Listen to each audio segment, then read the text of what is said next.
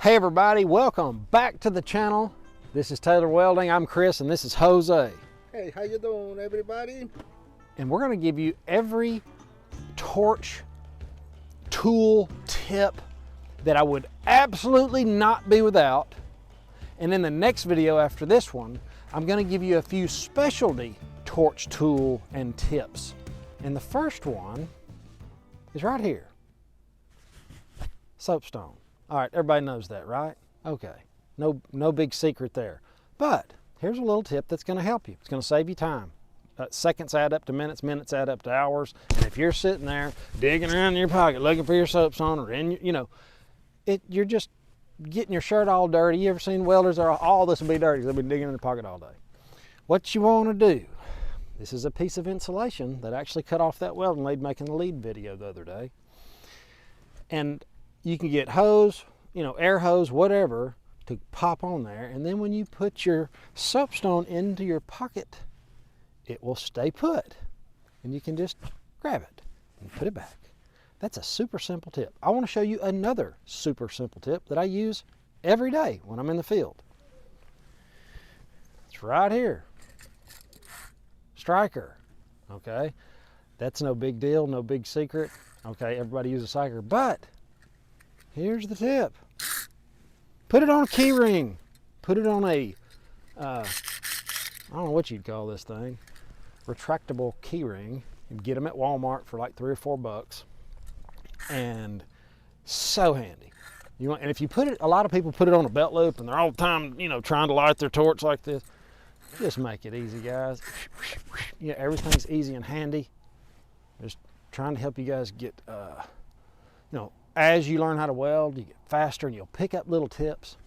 And be surprised if people come up to me like, what is that? Okay, moving on. Tip cleaners. Okay, I've got 3 different types. Well, 2.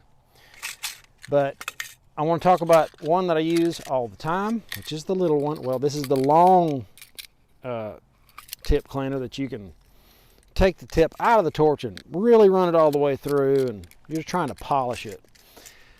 But these have the smaller tip cleaners, this is what I use. This is what I would buy if I bought some. What I would not buy is the next 2.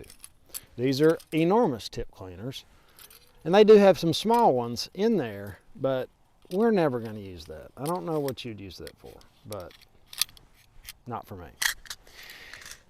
And the one I would never recommend to anybody, unless you're cleaning a MIG gun tip, like a .035 tip or something, is a tip drill. This is a tip drill that you're supposedly supposed to clean or drill out your torch tip. If you drill your torch tip out with this thing, it will never be right again. I'm just telling you. Take my word for it or not. Those holes are polished, and these are like little reamers. They're just to polish and knock the burrs out. You want all that to be the same and nice, and when it doesn't get like that and you have to start using this stuff, just get another tip. Start cutting clean. You have to do less welding. You'll be faster. Your life will be better, and it'll be fun. Okay, next, another simple tip. Maybe the name of this video is Simple Tips, because this is a good one. Very, very simple. This is a piece of 1/2-inch aluminum bar. When I broke out, a man walked up to me from out of nowhere. It's on Lease Road building the gate. And he said, "Hey son," he could tell I was green. Green as a gourd. You're not fooling anybody. They're gonna know. He said, "Here, you're gonna use this." And he handed me this, and I thought, cool, thanks. He said, "You can use that to run your torch on." It has been on this truck ever since. I've used the fire out of it. Let me show you what's cool about it. With this Victor Journeyman 2, I believe it is, it fits perfect. You can gauge when you're using it and you want to go down some or whatever, you can do this. You can make it longer. They sell all kind of different ones that have magnets on them, all that. I seriously just use this. It's small. You can manipulate it. It's light. It's got a big flat spot. So that's something simple that will help you. So let's keep going. And in the next video, I'm gonna try to make this video kind of short. I'm gonna do specialty tools that I think you're really gonna like. And by the way, hit the like button if you don't mind. Subscribe, ring the bell, do all that stuff. Helps me. I'm trying to help you guys. Now, on these templates, let me grab this other one. Templates is, yeah, it's a tip. You guys have seen these templates. But I'm going to show you the pros and cons and what I would recommend. What I don't recommend is the paper ones. When you're working on 2-inch pipe, fencing or whatever, and you're having to saddle, you don't want to be wrapping paper all day. And they sit in the truck for a year, they turn into dust. They just deteriorate. If you buy one of these, you can, you know, everybody cuts different. Some people like to do different. You can dial it in how you want it. I took a little bit of the nose of this off. I know exactly how this is going to cut. This thing has made lots of laps. I've used it a lot. That's 2-inch. You can see I've got, man, 2 7/8, 3-inch, 1.5 inch. I've got, this is 2 7/8, I guess.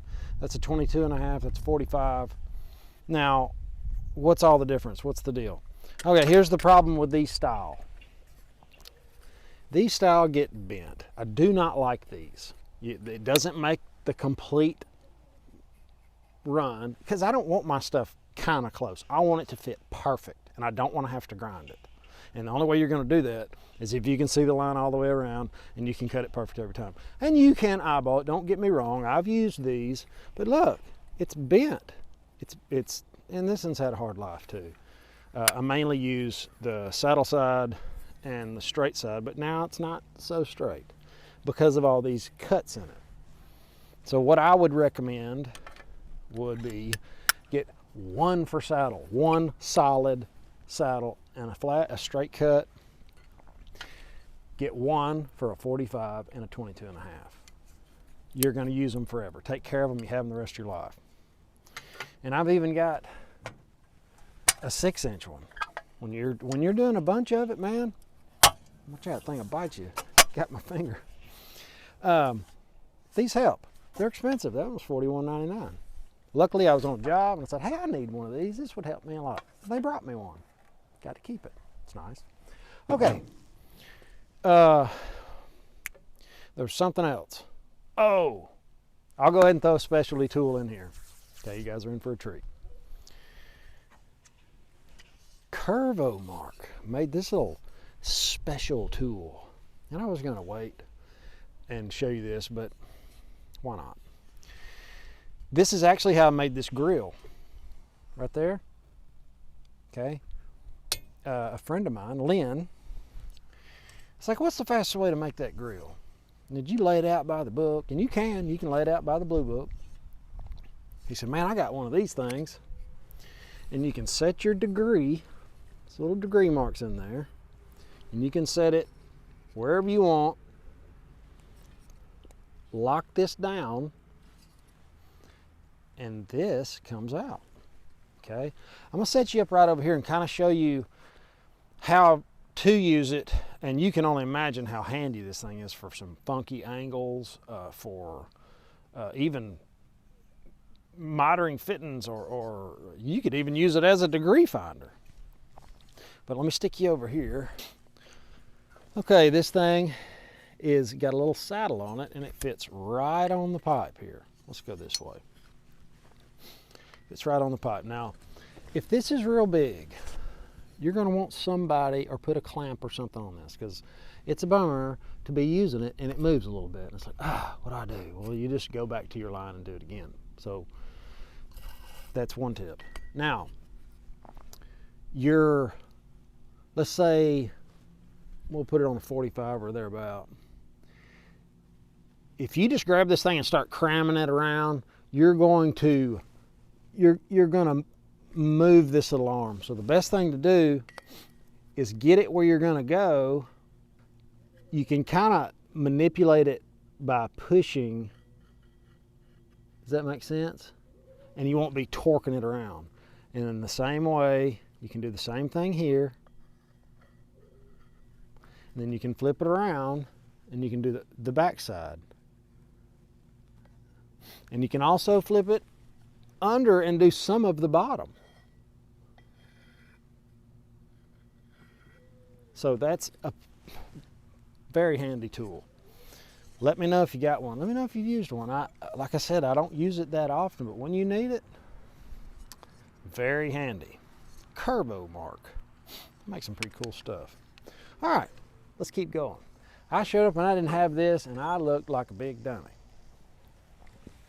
These give you what I've learned after using these for a long time.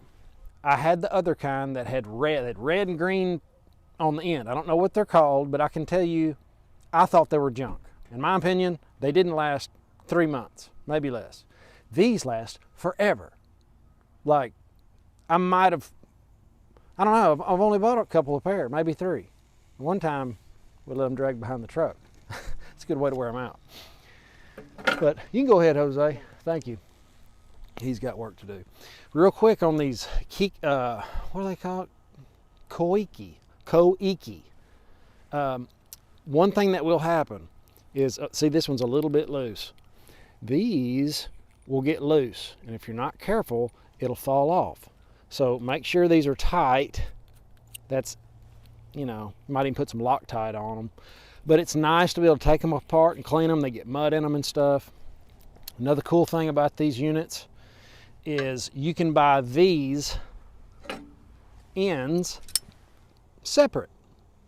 Everything I got has these ends on them, so I can switch them out fast. They're on my barrel torch. We'll talk more about that later in another video probably.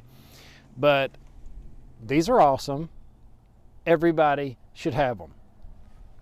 Unless all you use is a torch and that's it. You never take it off or anything else. We are constantly moving things around, and it's like one of the handiest things I have on this rope. I didn't have the right stuff when I showed up. Guys, I was so green. I knew how to weld and had that one thing going for me, and I just had to just figure it out. Just fake it till you make it. I was just willing to do whatever. I'm gonna tell that story in a video. It's pretty good. A lot of people are trying to get into the industry, and I'm gonna do my best to help you. And all I can do is tell you what I did, and I feel like I've made most of the mistakes, and I'll be able to help a lot of people get into it. One more, and I'll save the rest for later. This little unit. This is so handy. A lot of you got these. I know. A lot of you in the comments have the hardest job in the world. Knowing everything. No, I appreciate the comments. Leave them all. Good, bad, just tell me why. Tell me what I did wrong. Not fluxing my lead was obviously bad wrong. But this is pretty self-explanatory. You know, you'll use this. You'll use this for cutting out cardboard templates for woodwork. A lot of times I'll tape a magic marker on it. I actually had to tear the magic marker off to do this video.